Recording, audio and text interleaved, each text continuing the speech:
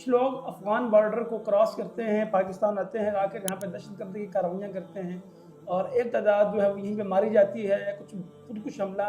آور ہوتے ہیں، وہ بھی اپنے آپ کو بلاسٹ کرتے ہیں، ہر کی معصوم لوگوں کی جان لے کر کے ہلاک ہو جاتے ہیں، اور ایک طبقہ ایسا ہے جو یہ کارروائیاں کر کے واپس جاتا ہے اور پھر دوبارہ آتا ہے، اور یہ سلسلہ پچھلے کی دہائیوں سے چل رہا ہے۔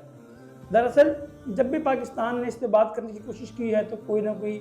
ایشو ہماری سیاست میں کھڑا کر دیا جاتا ہے اور اس معاملے کو ریزالو نہیں کیا جاتا۔ ہم عوام اس بات سے بہت خوفزدہ ہے کہ ہمارے ملک میں انتشار کی جو صورتحال دہشت گردی کو لے کے پیدا ہونے جا رہی ہے وہ انتہائی افسوسناک اور ہمارے لیے قابل تشویش ہے۔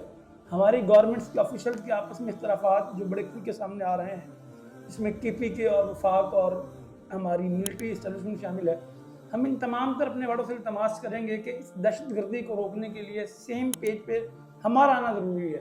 اس دہشت گردی کے خاتمے کے لیے ہمیں ایک ہونا ہوگا اور جو بھی بہترین لاہے عمل نکلے جس سے ہم 2014 کے بعد بنائے گئے نیشنل ایکشن پلان پر عمل کروا سکیں، اس ملک کی خود مختاری سالمیت کو برقرار رکھنے کے لیے ہمیں ہر وہ سٹیپ اٹھانا چاہیے، اور یہ ہماری تمام تر پولیٹیکل پارٹی،